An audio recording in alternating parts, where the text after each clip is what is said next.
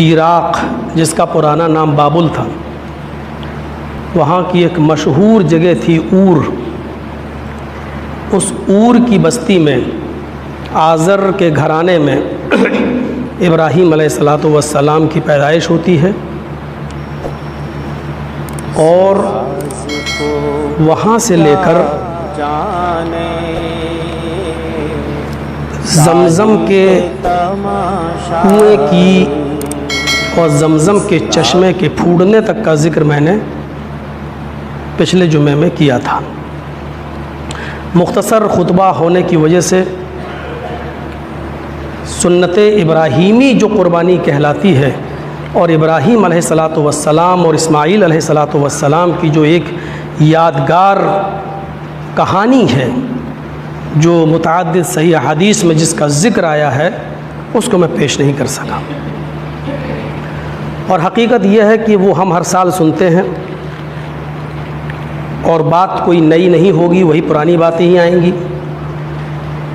बस एक तज़किरा कर दिया जाता है, क्योंकि अभी हम आज पूरा उस वाक़े को भी बयान नहीं कर सकते, क्योंकि वाक़या ही इतना लंबा है कि आधे घंटे का वक्त उसके लिए दरकार नहीं है। मुख्तसर ये कि ये इब्राहीम अलैहिस्सलातु वस्सलाम ने 3 रात ख्वाब देखा था और उसके बाद अपने बेटे को ज़िबह करने के लिए मैदान मिना में ले गए थे। तीनों रात ये ख्वाब देखा कि अल्लाह रब्बुल आलमीन उनसे उनके बेटे की कुर्बानी मांग रहा है या वो अपने हाथ से अपने बेटे को ज़िबह कर रहे हैं। नबियों के ख्वाब वही हुआ करते हैं। ज़रूरी नहीं कि अल्लाह रब्बुल आलमीन अपना कोई हुक्म अपने नबी पर बज़रिए वही नाजिल करे और जिब्राईल अलैहिस्सलातु वस्सलाम उस हुक्म को लेकर आएँ, तभी उसको हुक्म माना जाएगा।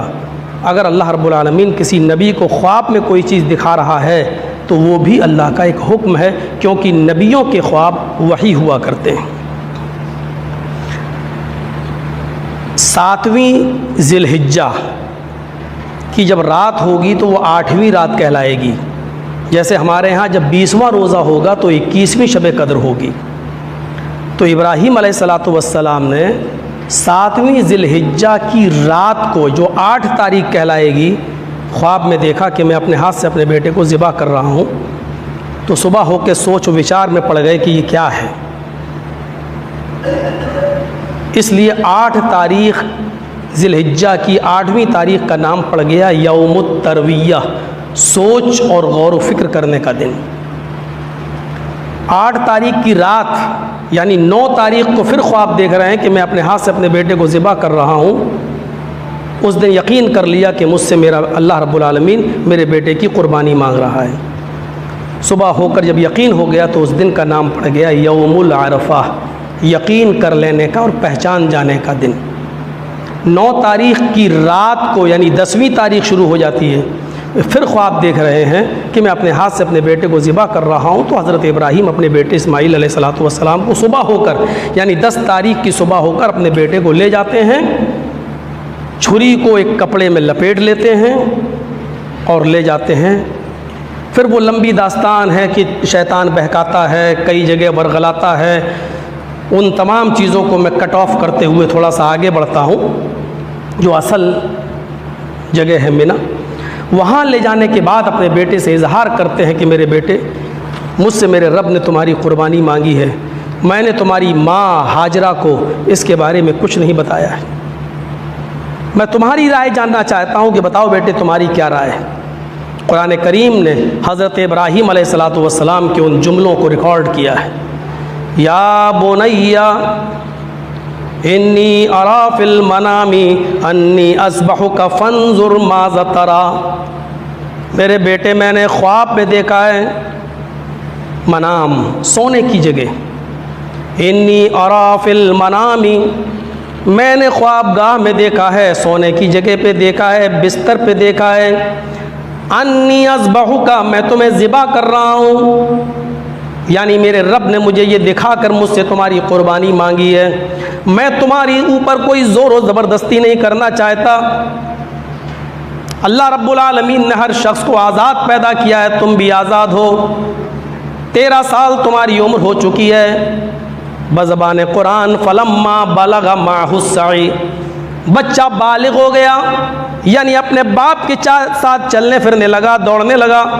मेरे बेटे अब तुम समझदार हो गए हो, अच्छा बुरा तुम खुद समझ सकते हो। फन्जुर माज़ा तरा, मुझे अपनी राय बताओ, मुझे अपना ख्याल बताओ, तुम क्या चाहते हो?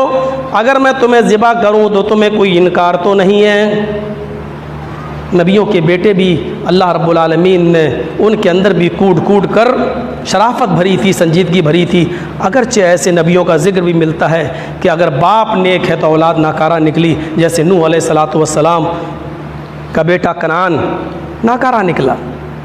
ये इस बात की दलील हुआ करती है कि देखो, नबी भी मुख्तार कुल नहीं होते हैं।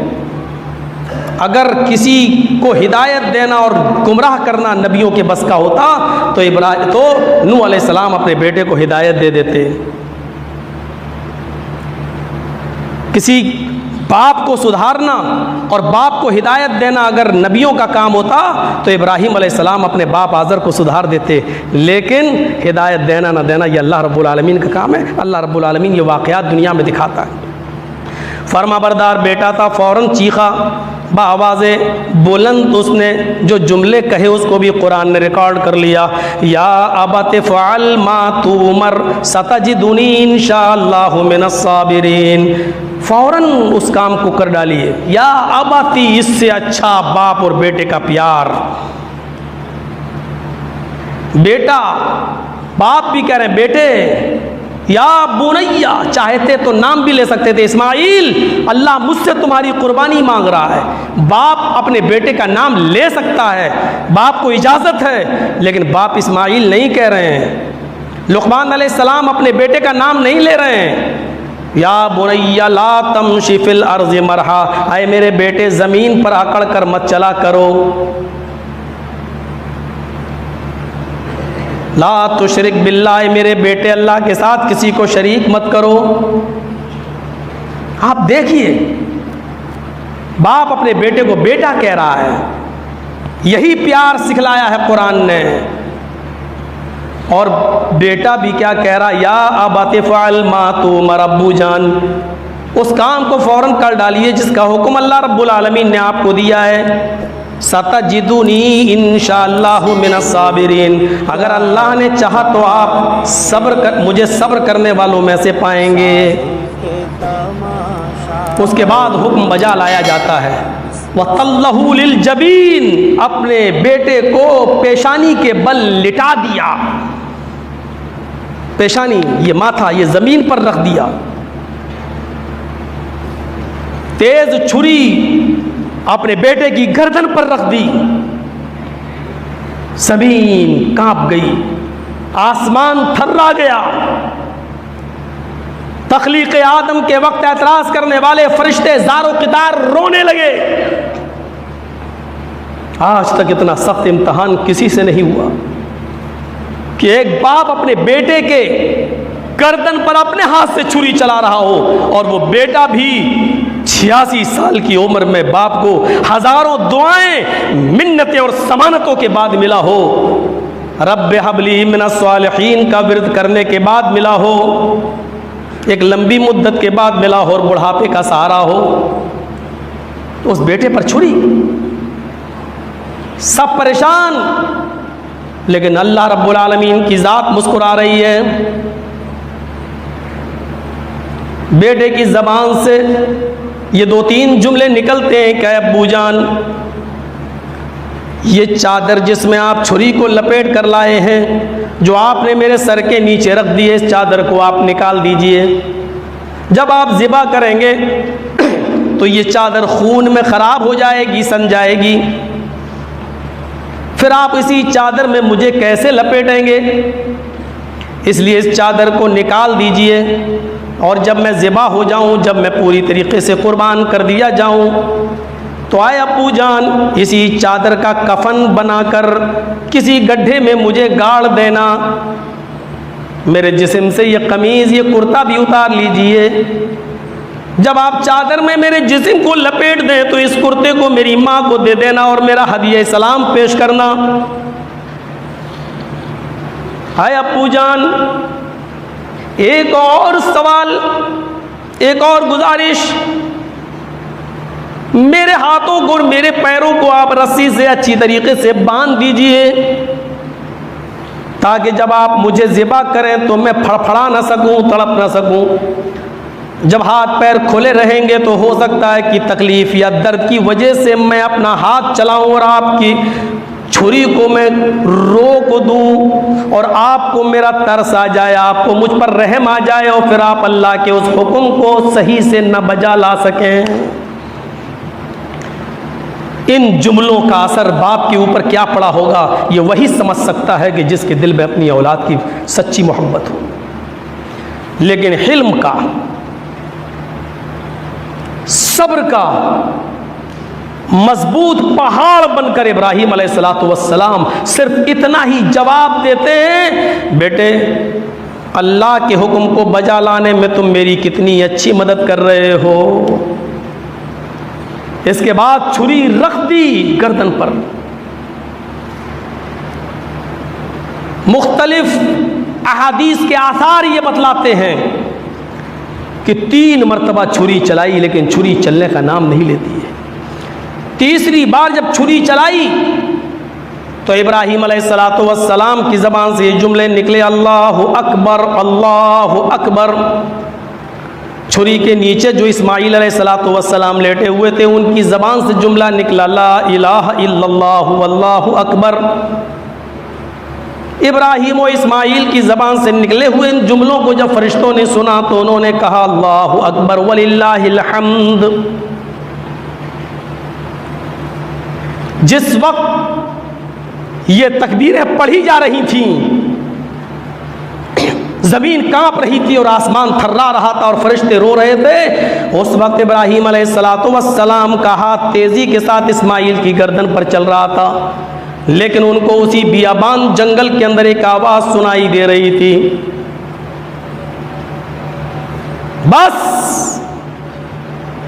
कद सद्दक़्ता रुया इन्ना कज़ालिका नज्ज़िल मुहसिनीन।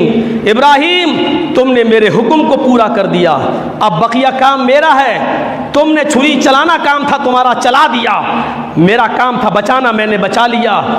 इब्राहीम तुमने उस ख्वाब को सच्चा कर दिखाया जो मैंने तुम्हें दिखाया था, पलट के देखो मैंने तुम्हें क्या तोहफा दिया। इब्राहीम अलैहिस्सलाम ने जब पलट के देखा तो एक दुम्बा ज़िबा पड़ा है। वो दुम्बा कहाँ से आया ये सब हमने पुरानी तक़रीरों में बयान कर दिया है, बता दिया है। यूट्यूब पर सर्च करेंगे वो सब आपको मिल जाएगा। मेरे प्यारे साथियों, बस इतनी सी बात, आए इब्राहीम अब हम तुम्हारी इस यादगार को क़यामत तक बाकी रखेंगे, बाद में आने वाले लोगों के लिए भी छोड़ देंगे।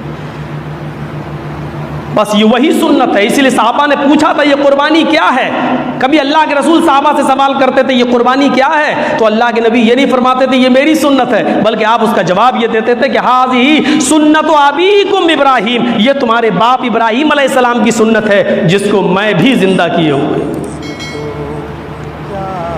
ये चीज़ है, ये मुख्तसर तारीख़ है। और इब्राहीम और इस्माईल अलैहिस्सलातु वस्सलाम का ये वाक़या जिसको हम याद ताज़ा करते हैं, दुम्बे की शक्ल में, बकरे की शक्ल में, ऊँट की शक्ल में, गाय की शक्ल में, ये अलग बात है कि हमारे मुल्क में इस गाय को एक आस्था का जानवर माना गया। इसलिए हमें और आपको भी किसी की आस्था से खिलवाड़ नहीं करना चाहिए, इसलिए हमें परहेज़ करना चाहिए। इसके अलावा जो जानवर हैं और जिनकी कुर्बानी हम कर रहे हैं उनकी कुर्बानी हमें और आपको करना चाहिए। कुर्बानी के लिए साहिब निसाब होना ज़रूरी नहीं है। एक मसला याद रखिएगा, यहाँ लोग ज़कात वाला निसाब सोचते हैं कि जैसे ज़कात उस पर फ़र्ज़ है जो साहिब निसाब हो, 52.5 तोले चांदी या 7.5 तोले सोना जिसके पास हो वो ज़कात देगा, कुर्बानी पर भी उसी पर फ़र्ज़ है। नहीं, कुर्बानी के लिए साहिब निसाब होना ज़रूरी नहीं है, बल्कि साहिब इस्तिताअत होना ज़रूरी है। मन कान लहू साअतन, जिसके पास कुर्बानी करने की इस्तिताअत है, कुर्बानी का बकरा जानवर लाने की ताकत है और फिर भी वो नहीं लाता है और ज़िबा नहीं करता है, फलम यक़रबना मुसल्लाना, अल्लाह के रसूल ने सेग़े नहीं के साथ सेग़े नहीं के साथ और हरगिज़ के साथ इस्तेमाल किया, उस शख्स को चाहिए कि वो हरगिज़ हरगिज़ हमारी ईदगाह में नमाज़ पढ़ने ना आए, हमारी ईदगाह में शरीक ना हो, नमाजियों के साथ वो शिरकत न करे, नमाज ईद